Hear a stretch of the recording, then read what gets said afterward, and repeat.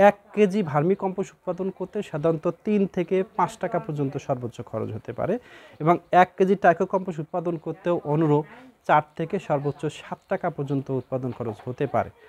এটাকে যদি আপনি দেখেন যে আপনার খামার উৎপাদন ব্যয় এর চাইতে বেশি হয়ে গেছে, তাহলে বুঝবেন যে আপনি সাধারণত লসে রয়েছেন এবং এই খরচটাকে আপনি যতটা সংকোচন করতে পারবেন, যতটা কমাইতে পারবেন, আপনার খামার কিন্তু ততটা সফলতা অর্জন করবে।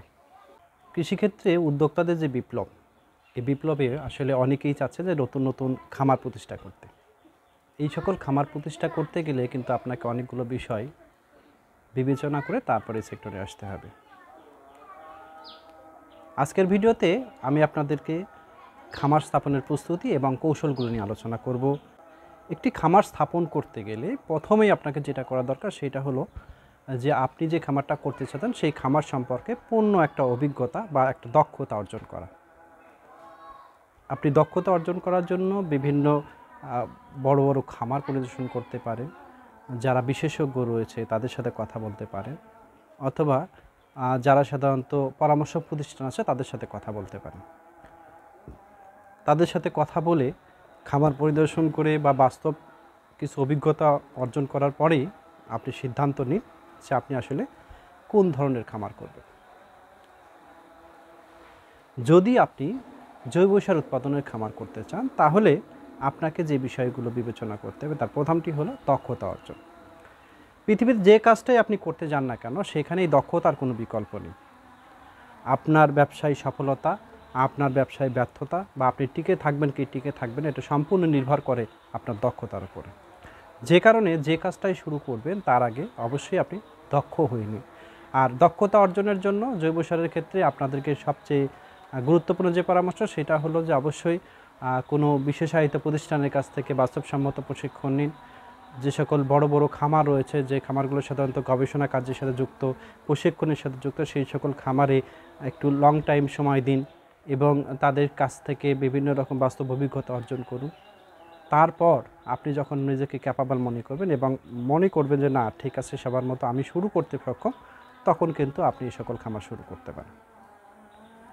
তবে আপনাকে কিন্তু মনে রাখতে হবে যে আপনি যে আপনার খামারটা করছেন সেখানে এই খামারটার কিছু প্রশ্নের উত্তর আপনাকে জানতে হবে এবং এই প্রশ্নের উত্তরগুলো আপনি যত সুনিপুণভাবে জানবেন আপনার খামারের সফলতাটা তত বেশি আসবে। যে আপনি আসলে কি করতে চাচ্ছেন, কেন করতে চাচ্ছেন, কিভাবে করতে চাচ্ছেন, কার জন্য করতে চাচ্ছেন, কোথায় করতে চাচ্ছেন, এই প্রশ্নবোধক চিহ্নগুলো যদি উত্তর আপনার কাছে থাকে তাহলে অবশ্যই আপনি আপনার প্রকল্পে ফেল করবেন না এবং আপনার প্রকল্পটা অবশ্যই সেখানে সাস্টেন করবে। তবে এই সকল প্রশ্নের উত্তরগুলোকে শুধু আপনার মাথায় রাখলেই হবে না, একটা প্রকল্প আকারে সাধারণত লিখে ফেলতে হবে এবং এই প্রকল্পেই কিন্তু আপনি আপনার লক্ষ্য নির্ধারণ করবেন, আপনার কার্য পদ্ধতি নির্ধারণ করবেন, আপনার টার্গেট নির্ধারণ করবেন, এখানে কিভাবে কাজটা করা হবে সেটা নির্ধারণ করবেন, কে কাজ করবে সেটা নির্ধারণ করবেন এবং আপনার সার্বিকভাবে যে কত টন জৈব সার উৎপাদন করতে চাচ্ছেন সেটা লিপিবদ্ধ করবেন, কোথায় বিক্রি করবেন, কার কাছে বিক্রি করবেন, কত রেটে বিক্রি করবেন, বিস্তারিত জিনিসগুলো কিন্তু আপনাকে সাধারণত এই পরিকল্পনার ভিতর রাখতে হবে। এই পরিকল্পনাটা বাস্তবায়নের জন্য আপনাকে অবশ্যই অবকাঠামো নির্মাণ করতে হবে।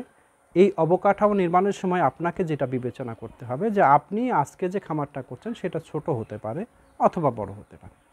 যদি খামারটা ছোট হয় সেক্ষেত্রে অবশ্যই এটা যেন ভবিষ্যতে সম্প্রসারণের সুযোগ থাকে, এটাকে মাথায় রেখেই কিন্তু আপনাকে আপনার প্রকল্প স্থাপন করতে হবে।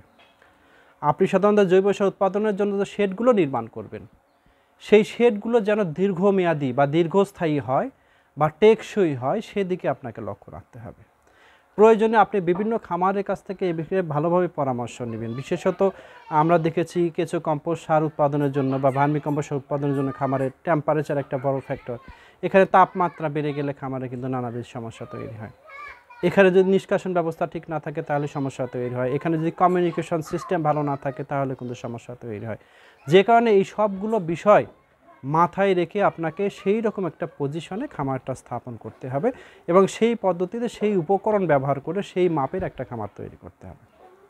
খামার তৈরি করার পরে আপনি এখানে যে পদ্ধতিগুলো রয়েছে, যদি ভার্মি কম্পোস্টের কথা বলি, আমরা সাধারণত রিং পদ্ধতি বা চারি পদ্ধতি বা ক্যারেট পদ্ধতি বা অন্য যে পদ্ধতিটি অবলম্বন করি না কেন, সেই পদ্ধতি অনুযায়ী আমাকে অন্যান্য উপকরণ যে ম্যানেজ করে সেই ম্যানেজগুলো করতে হবে।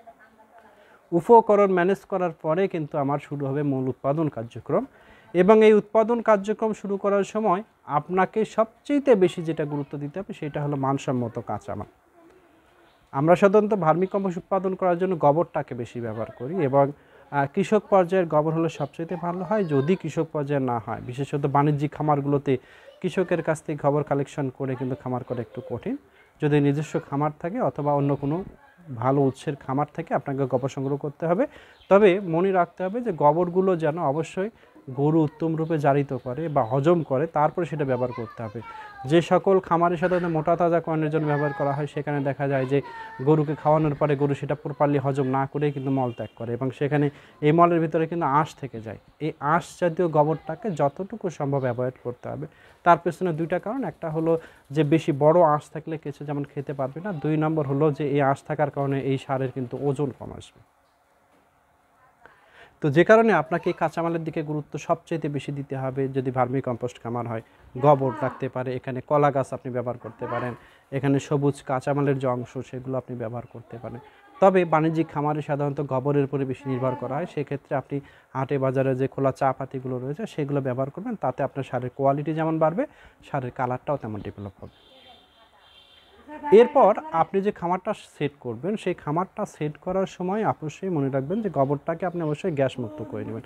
প্রথমে আঁচড়া দিয়ে হোক বা লোক দিয়ে হোক, এক প্রান্ত থেকে ভেঙে ভেঙে যদি আপনি ওটাকে গ্যাস মুক্ত করেন, তখন দেখবেন যে গোবরের নর্মাল কালারটা চেঞ্জ হয়ে গেছে। যখন কালারটা চেঞ্জ হবে তখন বুঝবেন যে এটা সাধারণত গ্যাস মুক্ত হয়েছে। তারপরে কিন্তু আপনি ক্যারেটে করে অনায়াসে আপনি আপনার চেম্বারে বা রিংয়ে যেখানে হোক সেখানে সেট করবেন। অবশ্যই সেখানে যেন কোনোভাবে চাপ না লাগে সেদিকে খেয়াল রাখবেন।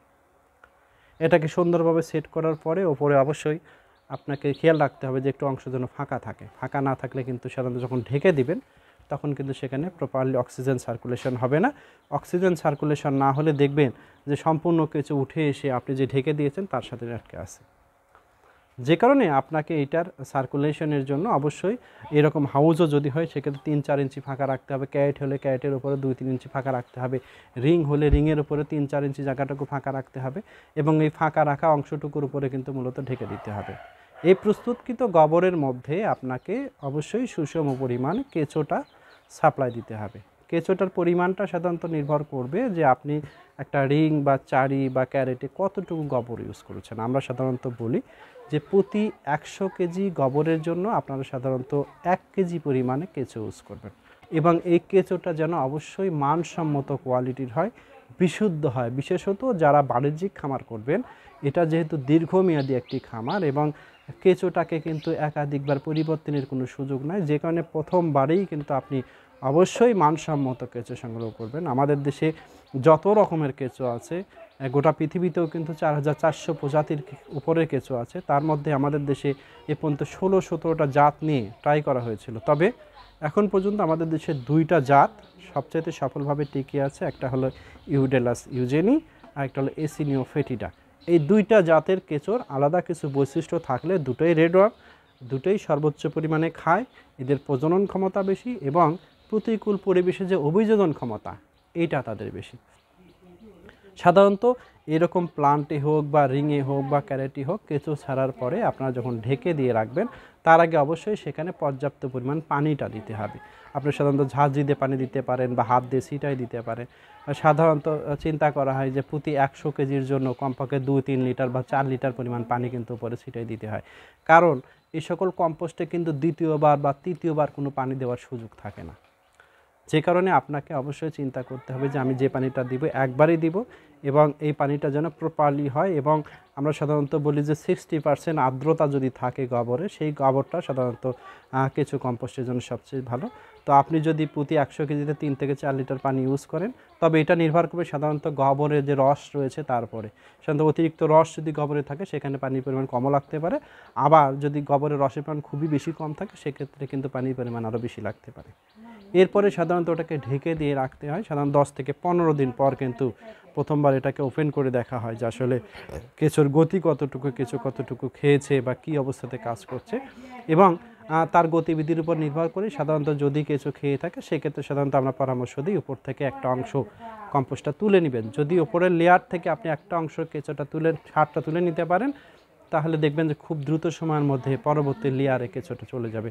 অবশ্যই আপনারা কখনো এই সারটাকে উলটপালট করার চেষ্টা করবেন না, তাহলে সাধারণত কেঁচোর যে পথ রয়েছে গতিপথ, যে পথে সাধারণত কেঁচোরা চলাচল করে সেই পথটা ভেঙে যাবে, যে সকল কেঁচোগুলো সাধারণত নিচে পড়ে যাবে সেগুলো কিন্তু নষ্ট হয়ে যেতে পারে। যে কারণে অবশ্যই আপনারা কম্পোস্টের গাদাকে বেশি উল্টাবেন না, কারণ এটাকে সাধারণত 9 ইঞ্চি বা 10 ইঞ্চির মধ্যে সাধারণত পুরুত্ব লিমিট করে রাখবেন।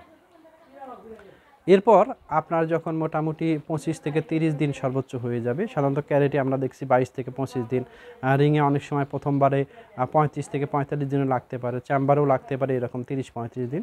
তো সার কমপ্লিট হয়ে যাওয়ার পরে কম্পোস্টটাতে কিন্তু পর্যাপ্ত আর্দ্রতা থাকতে পারে।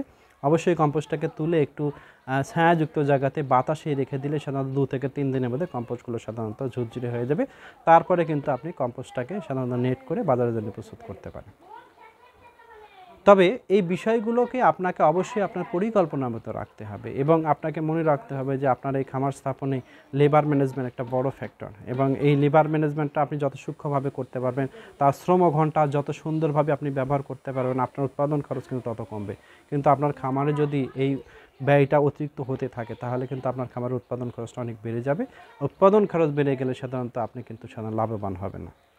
আপনি আপনার খামারে উৎপাদিত এই পণ্যটাকে বিক্রয়ের জন্য আপনি সাধারণত প্রোডাকশন লেয়ার থেকেই সাধারণত বিভিন্ন জনকে অবগত করবেন, আপনার ফেসবুকে, আপনার লোকাল মার্কেটে, আপনি উদ্যোক্তাদের মাঝে বা বিভিন্ন ভালো চাষিদের মাঝে শেয়ার করবেন, এবং শেয়ার করার মাধ্যমেই কিন্তু আপনার প্রথম থেকে একটা মার্কেট তৈরি হবে এবং ধীরে ধীরে এটা কিন্তু সাধারণত বাড়তে থাকবে। যাই হোক, আপনাকে পুরো বিষয়টাকে মাথায় রেখে একটা পরিকল্পনা করে তবে কিন্তু খামারে যেতে হবে, তাহলে কিন্তু আপনি সফলতা অর্জন করতে পারবেন। যদি আপনি পূর্ব প্রস্তুতি না গ্রহণ করেন, যদি আপনি পূর্ব দক্ষতা সামান্য হলেও অর্জন না করতে পারেন, তাহলে কিন্তু আপনি যত টাকায় বিনিয়োগ করেন না কেন খামারে কিন্তু লাভবান হতে পারবেন না। বিষয়টি মাথায় রেখেই আপনারা সাধারণত খামার শুরু করবেন। যে যেখান থেকে আমার ভিডিওটি দেখছেন, যদি ভিডিওটি ভালো লাগে অবশ্যই আমার চ্যানেলটি শেয়ার করবেন, সাবস্ক্রাইব করে পাশে থাকা বেল আইকনটি চাপবেন, এবং বহুল প্রচারের জন্য যদি মনে হয় এই প্রযুক্তিগুলো বা এই পরামর্শগুলো মানুষের জানা দরকার তাহলে অবশ্যই চ্যানেলটি শেয়ার করবেন। ধন্যবাদ সবাইকে, ভালো থাকবেন, ভালো রাখবেন, আল্লাহ হাফেজ।